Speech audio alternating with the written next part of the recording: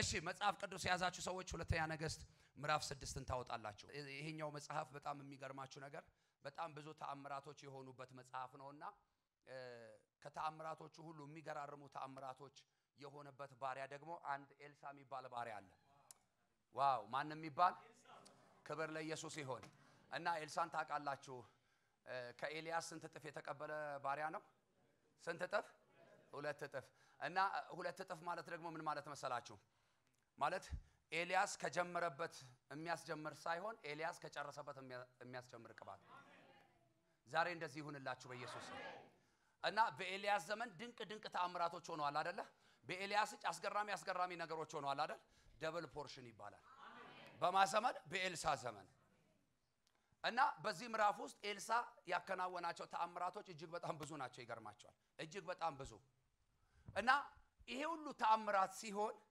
ወዳጆቹ ብቻ ሳይሆኑ ጠላቶቹ ሰውም ብቻ ሳይሆን ሰይጣንም ጭምር አጮልቆ ያይ ነበር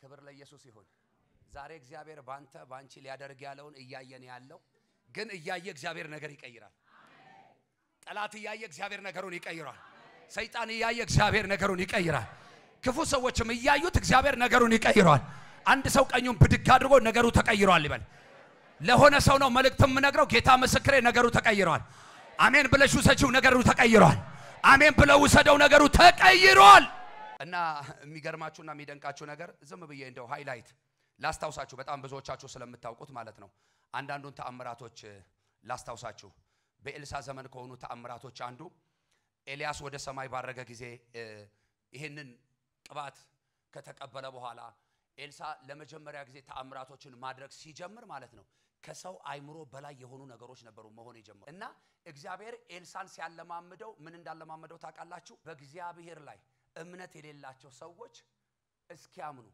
በእግዚአብሔር ላይ መደገፍ የሌላቸው ሰዎች መደገፍ እስኪጀምሩ ድረስ ኢያሪኮ ከተማ ገብቶ ያደረገውን ተአምራት ታውቃላችሁ አይደል ያ ህዝብ እኮ ከግማሽ በላይ የሚባል ህዝብ እግዚአብሔር የለም የሚል ህዝብ እኮ ነው እግዚአብሔር የለም የሚል ህዝብ ግን ከተአምራቱ በኋላስ እግዚአብሔር አይደለም ነብይም አለ ብለዋል ዛሬ በህይወታችሁ ላይ እንደዚህ ይሆናል እግዚአብሔርም አለ ነብይም አለ እስከምትሉ ድረስ ያስገርማቸዋል እኔ 4 እና 5 ቀን አካባቢ ነው እግዚአብሔር ይሄንን መልእክት የሰጠኝ በእውነት ነው ምነግራችሁ ይሄንን መልእክት ስቀበል እማቀው ክፍል ነው ያነበብኩት ክፍል ነው ያጠናውት ክፍል ነው የሰበኩት ክፍል ነው ግን አይገርምም መቼም ስጋ አይደል የለበስኩት መንፈስ አይደለም መልአክ ነኝ እንዴ ሰው ነኝ አይደለ በእውነት የሰማሁት ድምጽ በጣም ያስደነግጣል እናንተ ብቻ አይደላችሁም እኔም መፈተንበታለሁ በዚህ ቃል በቃል እግዚአብሔር ነገሩን በአንድ ቀን እቀይረዋለሁ ነው ያለኝ አሜን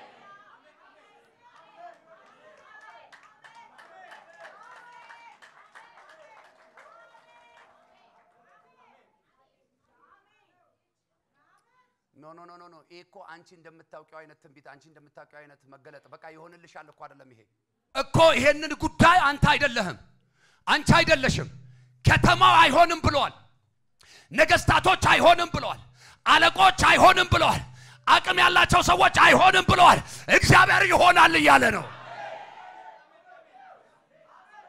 ይሆናል እያለ ነው እግዚአብሔር ይሆናል እያለሽ ነው እግዚአብሔር ይሆናል እያላችሁ ነው እግዚአብሔር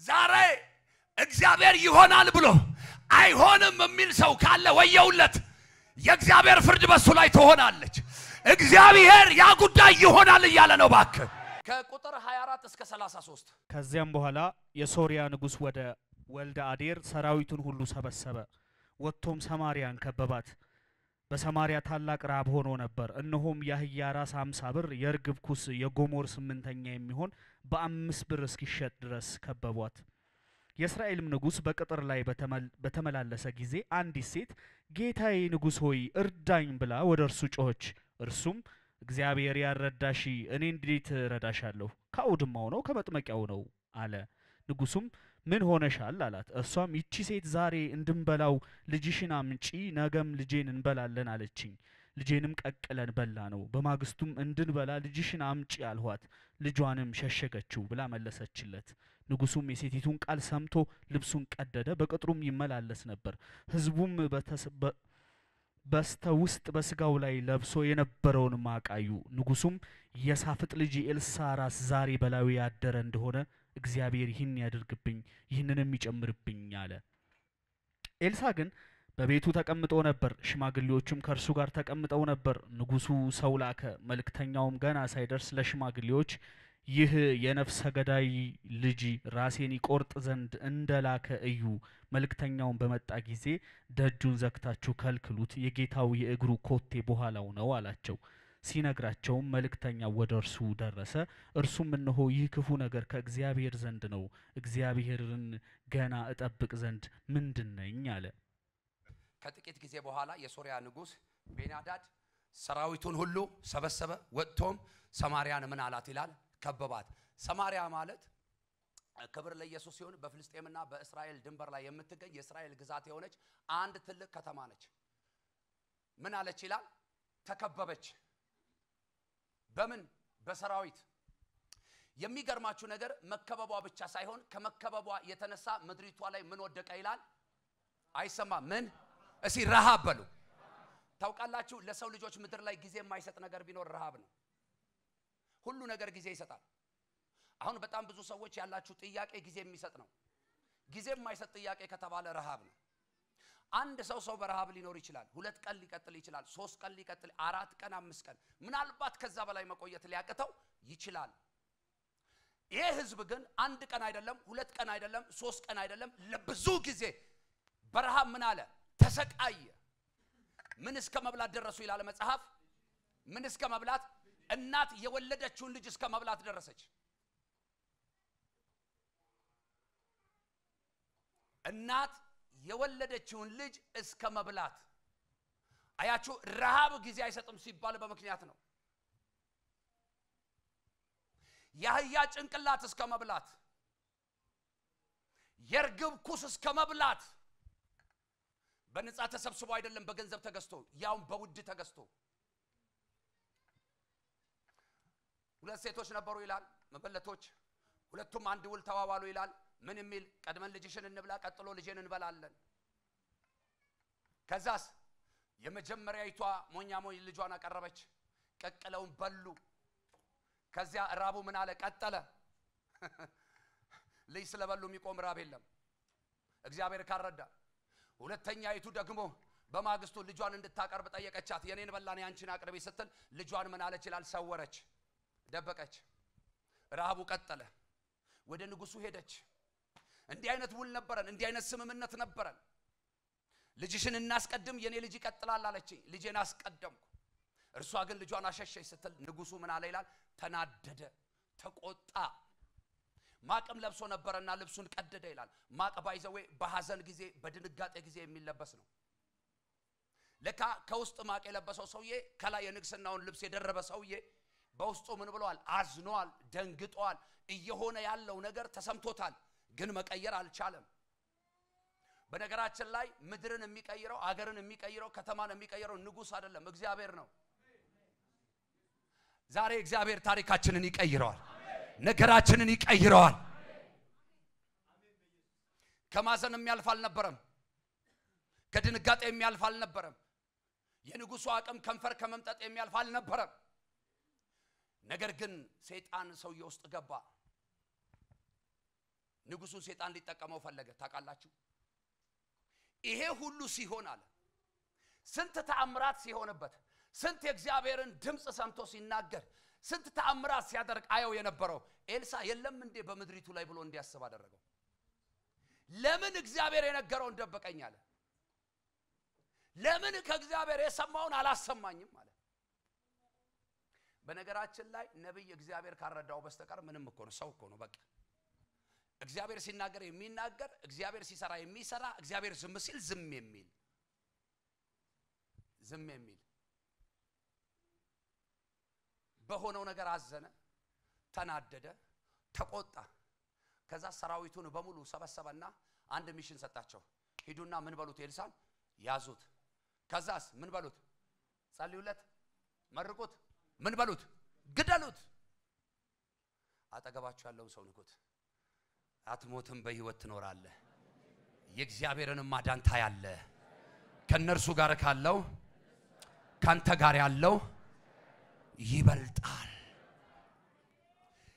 ያ ሁሉ ታጥቆ የመጣ የሶሪያ ወታደር ኤልሳፊት በደረሰ ጊዜ አይኖቻቸውን ምን አላቸው ይላል አወራቸው ስሙኝማ እግዚአብሔር ለነብዩ ኩሽ ያለው የንጉሱ ኮቴ በደጅ እንዳለ እንጂ ጠላት ሆኖ የሞት ማዘዣ ወጥቶበት እየመጣ እንዳለ እንጂ የሚመጡትን ጠላቶቹን የተዘጋጁትን ገዳዮቹን ወይም የሶሪያን ወታደሮች እውር እንደሚያደርግለት እግዚአብሔር አልነገረውም አልተጻፈም ያልተጻፈውን አንልም ይመጣሉ አውራቸዋለሁ አላለም እንደሚመጡ ግን ገልጦለታል እንደሚያወራቸው አልነገረው ኤልሳዕ ጸለየባቸው አይናችሁ ይጥፋል አላቸው ይታወራል አላቸው ገና ሲያያቸው ዋው ጄላ ብራሃታ ላባጋ ያራላቦስ ዛሬ በጌታ በኢየሱስ ስም ጠላቶቻችሁ ገና ሲያዩአችሁ ምርኳቸውን በኢየሱስ ስም ይለቃሉ ምርኳቸውን በኢየሱስ ስም ይለቃሉ እግዚአብሔር ተቀብሎ ያቀብላችኋል አዩት ጨፈኑ ምናልባት ከኤልሳዕ ጀርባ የነበሩ ሽማግሌዎች አብረውት የነበሩት ተከትለውት ከነበረ እነኚህ ሰዎች ምንድነው የሚጣቀሱት ነው እንጂ የሚሉት አይናቸው ታወራ አይሉ because ካይን ጥቅሻ በፈጠነ አይችልም ወይ የገዳዩን ኮቴ እኮ ነው የሰማው በዚህ መለኮት በከፈተለት በዚህ በመንፈሳዊ ጆሮ አብረውት ያሉ ብዙዎች ናቸው እኮ ከሱ በእድሜ በአገልግሎትም በምንም ትንሽ በኤክስፒሪየንስም የተሻሉ ሰዎች አሉ ግን ይለያያል ጆሮአቸው እና ኮቴ ሰማ ሊያጠፋኝ አለ የንጉሱ ኮቴ በደጅ ነው አለ ምን ይያለ መሰለ ቀርቧል አሁን ሰዓቱ ቀርቧል አለ ግን እግዚአብሔር አራራቃቸው እንደዚህ ይሆናል ዛሬ በጌታ በኢየሱስ ስም ከፈራችሁት ነገር ጋር አትጋጩን የፈራችሁትን ያንን ጉዳይ እግዚአብሔር ይመታዋል የፈራከውን ያንን ጉዳይ እግዚአብሔር ይመታዋል ላንቺና ለቤትሽ ማለፍ ይሆናል እና እንግዲህ እነኚህ ሰዎች አይናቸው ታወረ እንደተመለሰ መጽሐፉ በደንብ አድርጎ ይናገራል ከዛ በጣም የሚገርማችሁ ነገር ቁጥር 27 ላይ እልፍ ይያልኩ ነው ማወራችሁ ቁጥር 27 ላይ ንጉሱ ሚልና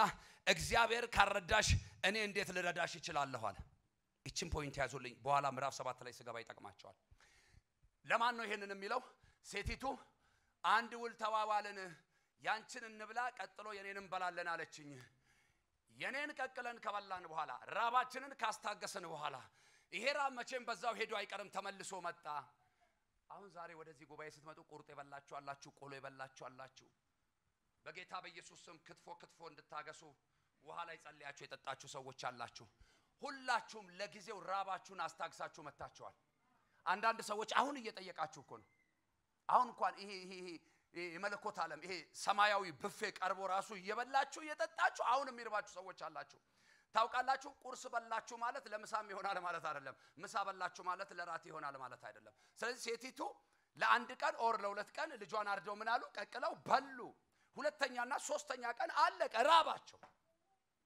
ስለዚህ በራባት ጊዜ ደግሞ ሄደችና ተራው ያንቺ ነው አለቻት ሴቲቱ አፈረችባት ምን ስትል ኖ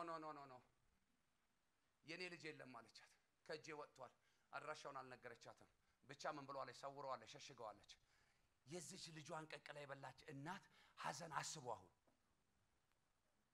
እንዳትፈርዱባት ረሃብ ነው ችግር ነው ኢቭን የርግብ ኩስ የዶሮ ኩስ እንኳን ለመብላት ምን ያስፈልጋል ገንዘብ ያስፈልጋል እነኚህ ሴቶች ያመላቸው እጃቸው ላይ ያለ ህይወት ያለው ነገር አለ እሱን መብላት የመጨረሻ አማራጭ ሆነባቸው አንዳንዴ እግዚአብሔር ይርዳን እንጂ ትውልድ ሲያምጽ እግዚአብሔር ከትውልዱ በላይ አመፀኛ አምላክ ነው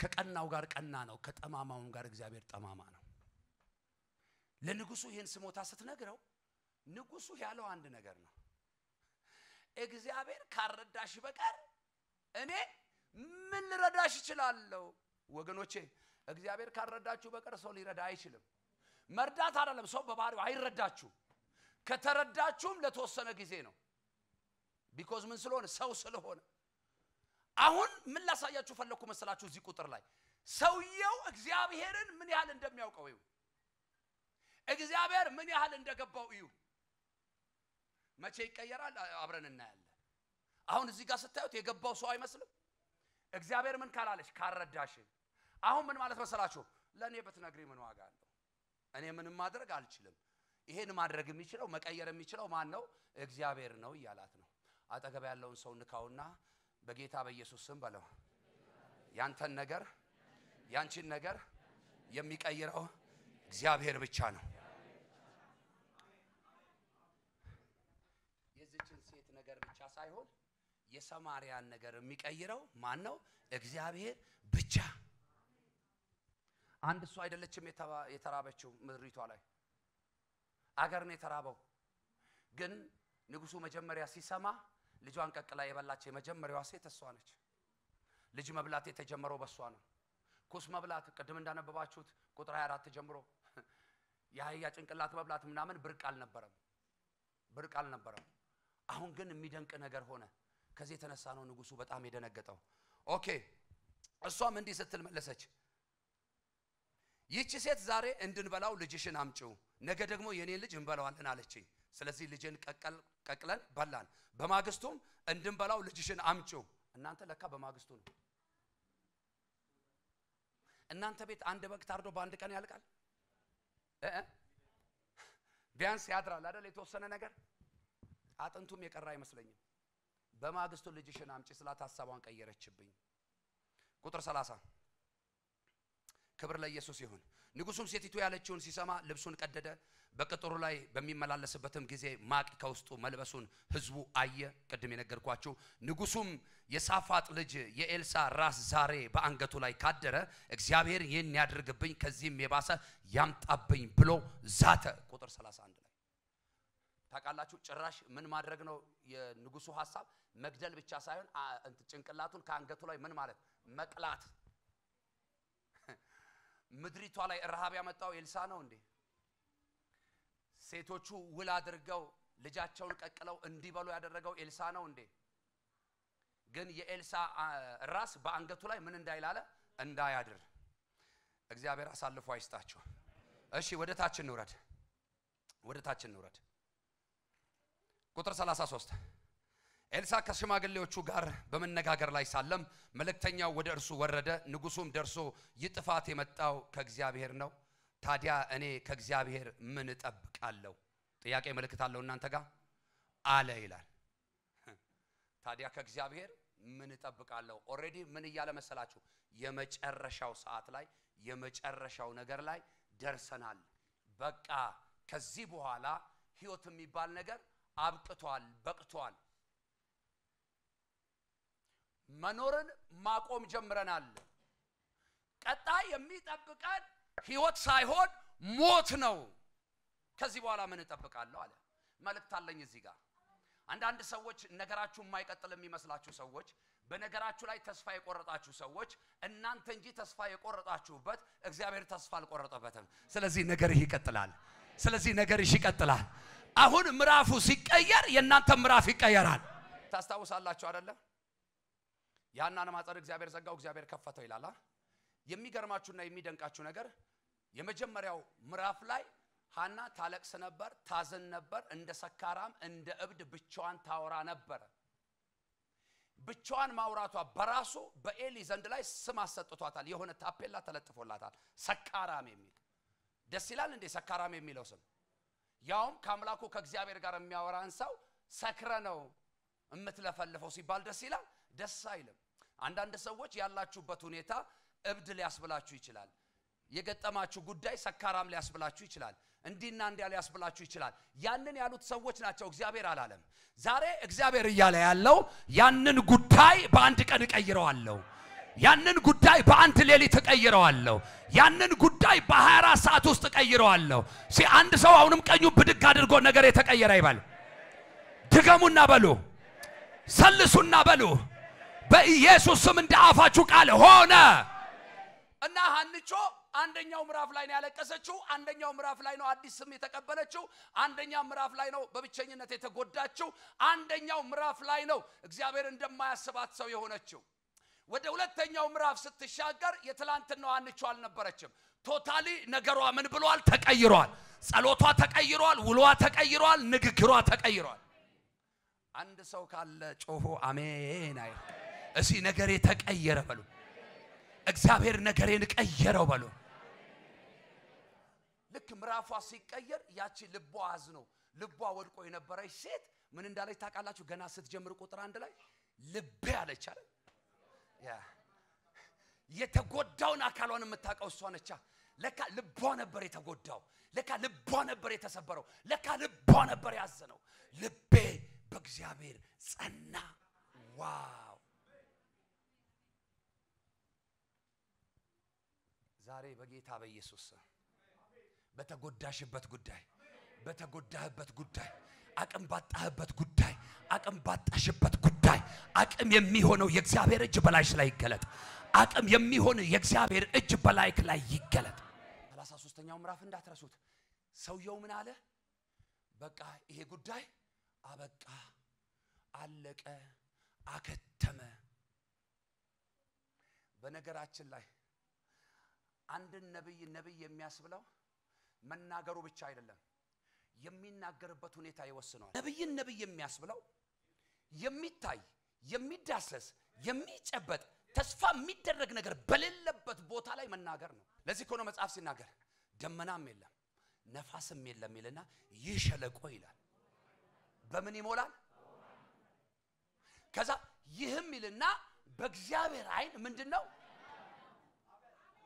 እግዚአብሔር የሚሳነው ነገር እንደሌለ ካላመነ ነብይ መሆን አይችልም በባዶ ነገር ላይ መናገር ካልቻለ ነብይ ሊባል አይችልም በሌለ ነገር ላይ መናገር ካልቻለ ነብይ መሆን አይችልም ሕዝቅኤልን ምንድነው ያለው በእነኚህ በደረቁ አጥንቶች ላይ ያለው ምንን ተናገር ትንቢትን ተናገር አንተ እኔ ብሆን አንተ ብትሆን አስበው በደረቀ አጥንት ላይ አይደለም እንደ ቅድሞቹ እናቶች ምናምን በሚንቀሳቀሱ ሰዎች ላይ መናገር እኮ ትፈራለህ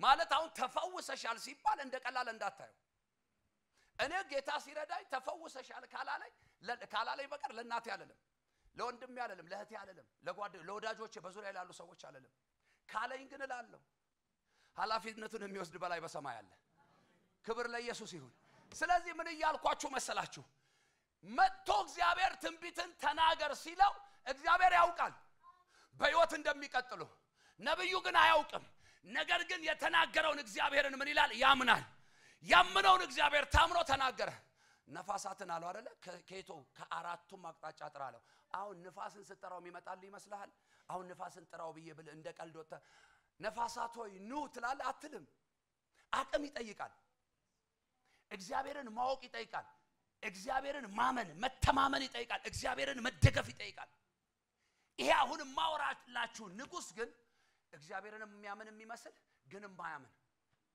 እግዚአብሔርን የተደገፈ የሚመስል ግን ያልተ ቁጥር 27 ላይ ያያችሁ አይደለ እግዚአብሔር ካረዳሽ በቀር ያለው ሰውዬ እዚህ ጋር መጥቶ ደግሞ እንዴት እግዚአብሔር ይሄንን ሁሉ ያደርጋል አለ በዚህ አላበቃም 7ኛው ምዕራፍ ላይ እንሂድ የሚቀጥለው ምዕራፍ ክፈቱት ታውቃላችሁ የሞት ማዘዣ የወጣበት ሰው ለሞት የተፈለገ ሰው የሞት ፍርደኛ ሰው የመፍትሄ ሰው ሆኖ ሲመጣ ታያላችሁ ሃሌሉያ መልእክቴ ላይ እየመጣው ነው እንኳን ተገፋ እንኳን ተገፋሽ እንኳን ነገሮች ሁሉ ተቀያየሩብህ እግዚአብሔር የመፍትሄ ሰው ሊያደርግ ነው እግዚአብሔር የመፍትሄ ሰው ሊያደርግሽ ነው ነገሮች እንደሆኑ ሆነው አይቀጥሉም ይቀየራሉ ኦኬ እሺ 7ኛው ምዕራፍ ቁጥር 1 እና 2 እንግዲህ የእግዚአብሔርን ቃል ስማ እግዚአብሔር እንዲህ ይላል በነገው ዕለት በዚህ ሰዓት በሰማሪያ በር 1 መስፈሪያ ማለፊያ ዱቄት በ1 ሰቅል 2 መስፈሪያ ገብስም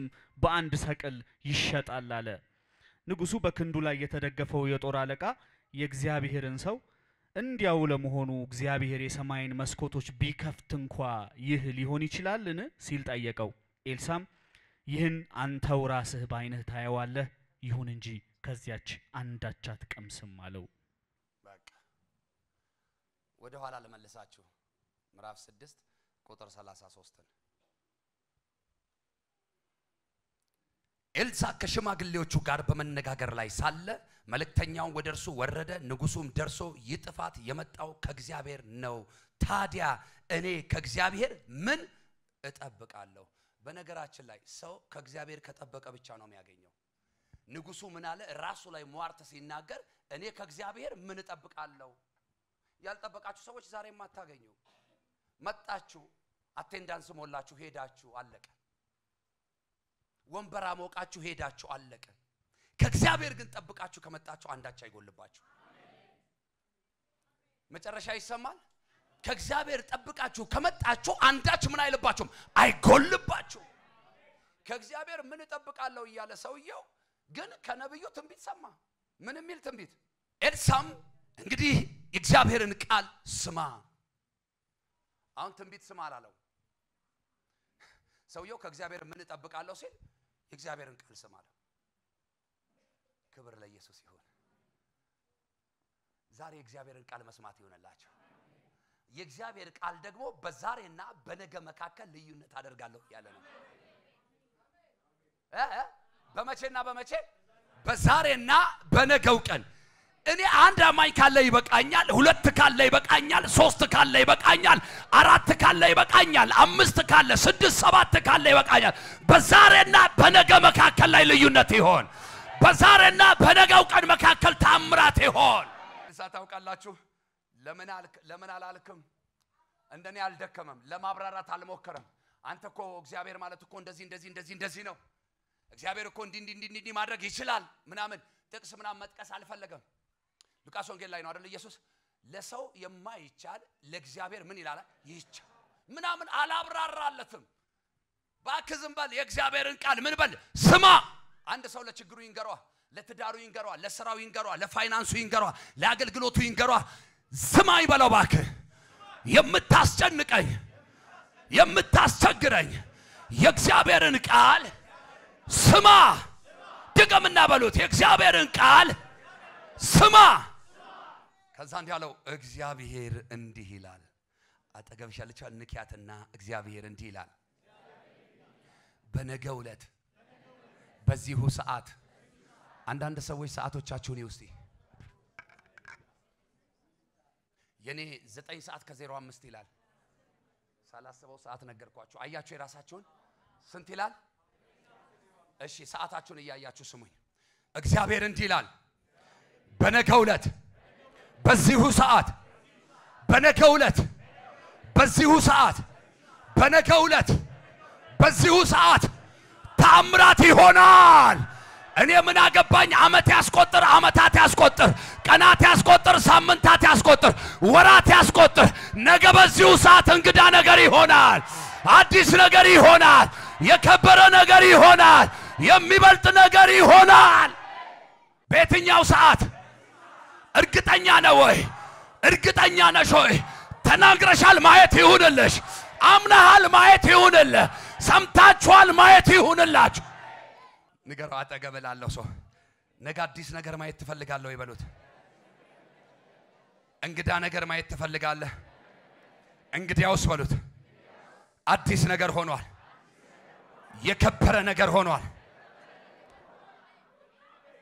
ይኸውላችሁ አሁን እዚህኛ እየተናገረን እዛ የእግዚአብሔር መንፈስ ጉዳዩን እያስጨነቀው ነው። በነገው ዕለት በዚሁ ሰዓት በሰማሪያ በር አንድ መስፈሪያ ማለፊያ ዱቄት በአንድ ሰቅል፣ 2 መስፈሪያ ገብስ በአንድ ሰቅል ይሸጣል። ኧረ ለኛም ይሁን። አሁን ግን ከሽሮና በርበሬ ጥያቄ ያለፈ ነገር ነው እየነገርኳቸው ያለው። እንደ ቤተ ክርስቲያንም በጌታ በኢየሱስ ስም እንደ ግለሰብም እንደ ሀገርም ነው የምነግራቸው። ነገ በዚህ ሰዓት ታምራት ይሆናል። አንድ አዲስ አዋጅ ይወጣል። አንድ እንግዳ ነገር ይነገራል። እግዚአብሔር ለክብሩ ሲል ክብሩን በመድሪቷ ላይ ይገልጣል። ክብሩን በእኔና በእናንተ ላይ ይገልጣል። አለ ያልነው ከርሟል ያልነው ነገር ይቀየራል። አሁን ታውቃላችሁ ሰዎቹን የራቡ ክብደት ተስፋ አስቆረጣቸውና የተስፋ መቁረጣቸውን ደግሞ ምልክት ልጆቻቸውን አበላቸው። ምን ችግር? የትኛው ችግር? ረሃብ የሚባለው ችግር። ንጉሱንም ተስፋ አስቆረጠው። እግዚአብሔር እንዳለ ያስብ የነበረው ሰውዬ እግዚአብሔር እንደሌለ መናገር ጀመረ። እግዚአብሔር እንደሌለ መናገር ለጀመረው ሰውዬ ደግሞ ይሄ ተናጋሪ ለፍላፊ ነብይ መጣ። አይገርማችሁ? ነገ በዚህ ሰዓት አለ በሰማሪያ እንደዚህና እንደዛ ይሆናል። ምን አይነት መገለጥ ነው? ከሁለት ወር ከሶስት ወር በኋላ ብሎ እኮ ትንቢት እንናገራለን አይደል? ከአመት በኋላ ከሁለት አመት በኋላ ብለን ምንም እኔ እሱ አይገርመኝም። ነገ በዚህ ሰዓት ምድሪቷን የሚሰው አለ አማኝ አለ። ምድሪቷን በኢየሱስ ስም እቺ ምድር ስትባረክ የኛ ቤት ትባረካለች። ይሄ ምድር ሲባረክ ቅዱሳኑ ይባረካል። ይሄ ህዝብ ሲባረክ ይሄ ምድር ይባረካል። አባቴና አምላኬ እግዚአብሔር ሆይ ባሪያ እንደተናገረ እኔም በእምነት እናገራለሁ። የአባቶች አምላክ የአብርሃም የይስሐቅ የያዕቆብ አምላክ እግዚአብሔር ዛሬም የኔ አምላክ ነህ። ዛሬም አላረጀህም። ነገ በዚህ ሰዓት ታምራት ይሆን። ነገ በዚህ ሰዓት ታምራት ይሆን። ነገ በዚህ ሰዓት ታምራት ይሆን። ቅዱሳኑ መንደር ታምራት ይሆን። አህዛቡ መንደር ታምራት ይሆን። ቤተ መንግስት ላይ ታምራት ይሆን። ኢትዮጵያ ላይ ታምራት ይሆን። ከተማው ላይ ታምራት ይሆን። ሁሉ ሰው ይናገር። 1 3 ነገ በዚህ ሰዓት በዚች ምድር ላይ ታምራት ይሆን። ነገ በዚህ ሰዓት በዚህ ከተማ ላይ ታምራት ይሆን። ነገ በዚህ ሰዓት በዚች ቤተ ክርስቲያን ላይ ታምራት ይሆን። ነገ በዚህ ሰዓት በቅዱሳኑ ሁሉ ላይ ታምራት ይሆን። አሜን ላለ ሰው ሁሉ ሆነለት። በእልልታ በጭብጨባ ቀና በለው። አሁን አምናችኋል፣ ተቀብላችኋል። ከጥቂት ደቂቃ በኋላ ፍርድ እንዳይሆንባችሁ እኔ ምን አገባኝ። የመጨረሻውን መልእክት ልነግራችሁ ነው። አምናችኋል፣ እርግጠኛ ሆናችኋል። እሺ ያመነ ሰው እጁን ያሳይ። ከፍርድ አምልጣችኋል። እሺ ይሸጣል አላችሁ አይደለ? ምን እያለ መሰላችሁ? በጣም በርካሽ። በጣም በምን በርካሽ ነፃ ሊባል በሚችል ደረጃ። ይሄን እኮ እየተናገረ ያለው የሚገርማችሁ ነገር ምድሪቷ ላይ እህል የሚባል ነገር እኮ የለም። በአንድ ሌሊት እንዴት ነው የሚበቅለው? በአንድ ሌሊት እንዴት ነው የሚመረተው? በአንድ ሌሊት እንዴት ነው ወደ ገበያ የሚወጣው? ምን አይነት ጉድ ነው? እስቲ እግዚአብሔር ይችላል በለኝ። ለካ እናንተ በልቶ ለማደር የእግዚአብሔር ሰው እንጀራ አይደለም የሚያስፈልገው። በልቶ ለማደር ለካ እግዚአብሔር ነው የሚያስፈልገው። ለካ ጌታ ነው የሚያስፈልገው። በደረቅ ምድር ላይ ምድረ በዳ ላይ የሚበላ የሚጠጣ በማይታሰብበት ጊዜ ሰው የዶሮ ኩስ የርግብ ኩስ በሚበላበት ጊዜ እሱ እንኳን በውድ ብር በሚሸጥበት ጊዜ እንዴት ነው ነገ መልካም ይሆናል የሚባለው? እንዴት ነው ነገ እህል ይረክሳል የሚባለው? እንዴት ነው የእህል ዘር ስትፈልጉ ወደ ገበያ ውጡ ነፃ በሚባል ዋጋ ትሸምታላችሁ የሚባለው? ነፃ በሚባል ዋጋ ይሸጣል የሚባለው? ከባድ ነው፣ ከባድ ነው፣ ከባድ ነው። ዛሬ የመልእክቴ ርዕስ ነገ መልካም ይሆናል። ስጀምር ገና የነገርኳችሁ አንድ ነገር አለ። ብዙ ሰዎች ዛሬ ላይ ያሉት ዛሬ ላይ ቆመዋል፣ ግን የሚያስቡት ትላንትና ነው፣ የሚኖሩት ትላንትና ነው። አማኝ ዛሬ ላይ ቆሞ ነገን መኖር ነው የሚጀምረው። አሁን እኔ መልእክተኛ ነኝ፣ መልእክት ነው የምነግራችሁ። ነገ መልካም ይሆናል ስላችሁ ዛሬ ላይ ሆናችሁ ነገን ማየት ካልቻላችሁ ምንም ልረዳችሁ አልችልም። እግዚአብሔር ያለው ሰው ዛሬ መልካም ነው፣ ነገ ደግሞ የበለጠ መልካም ነው የሚሆነው። አጠገብ ያለውን ሰው ንካውና ለመኖር የሚያስፈልገው በለው እንጀራ ሳይሆን ጌታ ነው። አሁን ጌታ መጣ እዚህ ከተማ ላይ፣ ለዚህ ከተማ ህዝብ ጌታ መጣ። ያ ለፎረሻውም ንጉስ ጌታ መጣ፣ ለነብዩም ጌታ መጣ። ሊታሰብ የማይችል ተአምራት ሊሆን የሚቀጥለውን ቁጥርና በሁለተኛው ቁጥር ንጉሱ በክንዱ ላይ የተደገፈው የጦር አለቃ የእግዚአብሔር ሰው እንዲያው ለመሆኑ እግዚአብሔር የሰማያትን መስኮቶች ቢከፍት እንኳ ይህ ሊሆን ይችላልን ሲል ጠየቀ። ምን ሲል? የእግዚአብሔር ሰው እግዚአብሔር የሰማይን መስኮቶች እንኳ ቢከፍት። ደግሞ የሚገርመው ነገር የሰማይ መስኮቶች እንደሚከፈቱ ራሱ ማመኑ አይገርምም? ግን የሰማይ መስኮቶች ቢከፈቱ እንኳን ይህ ሊሆን ይችላልን? እግዚአብሔርን የማያውቅ ሰው አይደለም፣ እግዚአብሔርን የሚያውቅ ሰው እኮ ነው። ሁኔታው ሐሳቡን አስቀየረው ችግራችሁ ሐሳባችሁን ያስቀየራችሁ የተስፋ ቃላችሁን ያስጣላችሁ ሰዎች ካላችሁ መልእክተኛ ነኝ ተስፋን የሰጠ እርሱ የታመነ ነው ይላል መጽሐፍ ተስፋችሁን ጥላችሁ ተስፋ የምታደርጉት ሌላ ነገር ሊኖራችሁ አይችልም ለምሳሌ አንዳንድ ሰዎች በሰው ሊታመኑ ይችላሉ በሰው እንኳን ብትታመኑ ያለ እግዚአብሔር ሰው የታመናችሁትን ሰው ልትይዙት አትችሉም ልትደርሱ አትችሉም ቀኑን የሚያስመሸው ማን ነው እግዚአብሔር ነው ሌሊቱን የሚያነጋው ማን ነው እግዚአብሔር ነው ሰው ነገ ብሎ ሊቀጥርሽ ይችላል ዛሬ ማደረሽ ግን በእግዚአብሔር እጅ ነው አልገባችሁም አልገባም ነገ $1 ሚሊዮን ቼክ ጽፍልሃለሁ ሊል ይችላል ሚስተር ኤክስ መቼ ነገ በነገና በዛሬ መካከል ግን ኃላፊነቱ ዋስትናው መብቱ ባለቤትነቱ የማን ነው የእግዚአብሔር ነው ዛሬ ካልመሸ ማታው ካልነጋ ነገ ሚስተር ኤክስን አታገኘው እነግራችኋለሁ እንደ እግዚአብሔር ባሪያ የትኛውም የታመናችሁበት ነገር ከህይወታችሁ ላይ ቢሄድና ቢጠፋ የማይጠፋው የዘላለም አምላክ እግዚአብሔር ከናንተ ጋር ካለ ብቻውን በቂ ነው ነገ መልካም ይሆናል አንድ ሰው ጮሆ ነገ መልካም ይሆናል ይበል አይሰማም ለመጨረሻ ጊዜ እመኑኝ በዚህ ጉባኤ ያላችሁ ይሄን መልእክት በተለያየ ዓለማት ላይ ሆናችሁ እየሰማችሁ ያላችሁ እንደ እግዚአብሔር ባሪያ እነግራችኋለሁ ነገ መልካም ይሆናል አምናሽን አይተሽ ካቻምናሽን አይተሽ ትላንትናህን አይተ ከትላንት ወዲያን አይተ የፈራሽ መልእክተኛ ነኝ መልእክት ነግራለሁ ነገ እንደ ትላንትናው አይሆንም ነገ እንደ ዛሬም አይሆንም ነገ ሌላ ቀን ነው መልካም ይሆናል መጨረሻ ላይ አሜን ላለ ሰው ሆነለት ዋው እግዚአብሔር የሰማይ ምኖችን መስኮቶችን እንኳን ቢከፍት ይሄ እንዴት ሊሆን ይችላል በእግዚአብሔር አለማመን ራሱ እርግማን እንደሆነ ታውቃላችሁ በእግዚአብሔር አለመታመን ራሱ ኪሳራ እንደሆነ ውርደት እንደሆነ ታውቃላችሁ ምን ሆነ ይሄ ሰውዬ ከዛ በኋላ ቀጥል አንተው ራስህ ባይነህ ታየዋለህ ይሁን እንጂ ከዚያች አንዳች አትቀምስም አለው ተባረክ ይህ ሲሆን በምን ታያለህ በአይን ታያለህ ነገር ግን ባለማመንህ ምክንያት እያለው ከዚህ ከሚሆነው አንዳች ምን አትልም አትቀምስ ያለው ማን ነው እግዚአብሔር በማን በኩል በኤልሳ በኩል ሁለት ነገር ልንገራችሁ አሁን የዚህን ክፍል ወሳኝ መልእክት ሁለት ነገር ልንገራችሁ የመጀመሪያውና አንደኛው ሰው ተስፋ ማድረግ ካለበት ተስፋ ማድረግ ያለበት በእግዚአብሔር ላይ ነው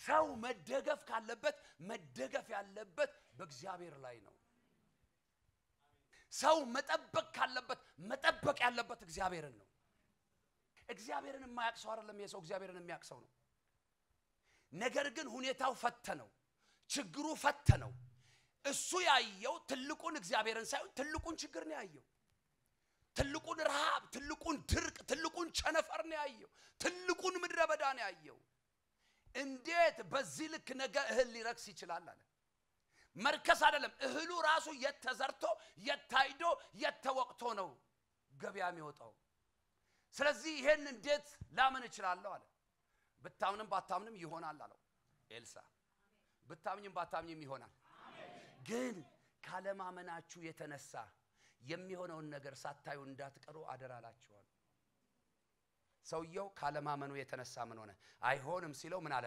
ይሆናል ግን ባይነ ታየዋለህ አለ እግዚአብሔር እንደሚችል ታየዋለህ ግን ምን አትለው አትበላው ከዛ በኋላ ሌላውን ክፍል ስታጠኑ ሰውየውን አየ ሳይበላ ሞተ ይላል በነበረው ግርግር በነበረው ረብሻ ተረጋግጦ ነው የሞት ለካ ሞት ራሱ ክብር አለው እናንተ የዚህ ሰው ያሟሟት ግን የውርደት ነው የሆነው ዛ የነበረው ሰው ይወርዶ ተራ በሚባሉ ሰዎች መካከል ተገኝቶ ተረጋግጦ ነው የሞተው በላተኞቹ እየበሉ እያየ እሱ የበይ ተመልካች ሆኖ ነው የሞተው እግዚአብሔር ሲናገር አለማመን ዋጋ ያስከፍላል በእውነት እንደዚህ ተናገር ያላውቅም ዛሬ ግን እነግራችኋለሁ እግዚአብሔርን ባለማመናችሁ ዋጋ እንዳትከፍሉ እግዚአብሔርን አምናችሁ በአንድ ቀን ታሪካችሁ እንዲቀየር አበረታታችኋለሁ። በ24 ሰዓት ውስጥ ነው የተቀየረው። ነገ በዚህ ሰዓት አለ። ያ ሰዓት ስንት ሰዓት እንደነበር አልተጻፈም። አሁን ግን እኛ ሰዓቱን አይተናል። ስንት ሰዓት ነው ያየነው? ስለዚህ እንዲህ ብለሽ ነው ማመን የሚጠበቅብሽ። ነገ 9 ሰዓት ላይ በዚሁ ጊዜ እግዚአብሔር ነገርን ምን ይላል? ኤልሳን ደግሞ በጣም ፐርፌክት የሚያደርገው አንድ ነገር አለ። በጣም ዩኒክ የሚያደርገው ሁሉ ጊዜ ሲናገር በዚህ ጊዜ ነው የሚለው።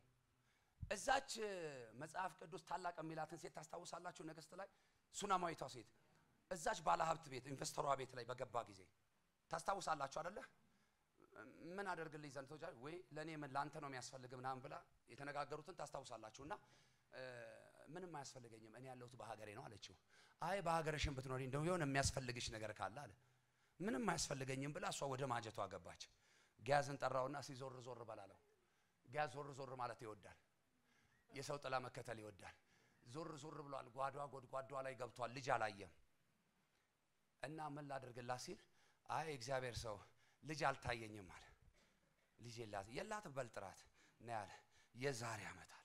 ከዛ በዚህ ሰዓት ዋው እግዚአብሔር ከገለጠ እንደዚህ ይግለጥ። ከገለጠሽ እንደዚህ ይግለጥሽ። ከገለጣችሁ እንደዚህ ይግለጣችሁ። የዛሬ ዓመት በዚህ ሰዓት አላትና ወንድ ልጅ አላት። የእግዚአብሔር ባሪያ እንዳትዋሸኝ እኮ ነው ያለችው። ለመሰላችሁ ተስፋ ቆርጣለች እሷ። አይሆንም ብላለች እሷ። እንዲበላላት የእግዚአብሔር ሰው እንዲጠጣላት እንዲያርፈላት እንጂ የፈለገችው እንዲተነበይላት አይደለም። እግዚአብሔር ካስተነበየውስ እግዚአብሔር ካናገረውስ አሁን ልተንበይባችሁ በናዝሬቱ ጌታ በኢየሱስ ስም። እናንተ ጉዳዩን ብዙ አመት ቆጥራችሁበታል። ብዙ ወር፣ ብዙ ቀን፣ ብዙ ሳምንታት። የሰራዊት ጌታ እግዚአብሔር ግን እንደተናገረው እንደ ቃሉ ዛሬ ነገሩን ቀይሮታል። ነገ በዚህ ሰዓት ታምራት ሆኖላችኋል። ነገ በዚህ ሰዓት እንግዳ ነገር ሆኖላችኋል። ነገ በዚህ ሰዓት አዲስ ነገር ሆኖላችኋል። አጠገባችሁ ያለው ሰው ንኩትና የሰራዊት ጌታ እግዚአብሔር በሉት። ነገ በዚህ ሰዓት በእኛ ቤት ላይ እንግዳ ነገር ያደርጋል። እኛ ቤት ላይ አዲስ ነገር ሆኗል የሚል ሰው እልልታ ጭብጨባ ለጌታ። አይሰማም ከዚህ በላይ። ትንቢተ ኢሳይያስ ምዕራፍ 55 ቁጥር 11 እና ሁለተኛ ሳሙኤል ምዕራፍ 7 ቁጥር 28 አንብቡልኝ። ሁለተኛ ሳሙኤል ምዕራፍ 7 ቁጥር 28 እናንተ የተጠማችሁ ሁሉ ኑ፣ እናንተን ገንዘብ የሌላችሁ ወደ ውሆች ኑ ግዙ ብሉም። ኑ ያለ ገንዘብ ያለ ዋጋ የወይን ጠጅና ወተት ግዙ። ገንዘባችሁ እንጀራ ባልሆነ ነገር ለምን ታጠፋላችሁ? በቃኝ። በደንብ ስሙኝ። ገንዘባችሁን እንጀራ ባልሆነ ነገር ለምን ታጠፋላችሁ? እንጀራ የሆነውን ነገር ግን ኑ ብሉ ጠጡ። መልእክት አለኝ። ጊዜያችሁን ባልሆነ ቦታ አታጥፉ። ተስፋችሁን ባልሆነ ነገር አትጣሉ። እግዚአብሔር ይጠራችኋል። ኑ ልጆቼ ይላችኋል። ነገን መልካም አደርግላችኋለሁ ይላችኋል።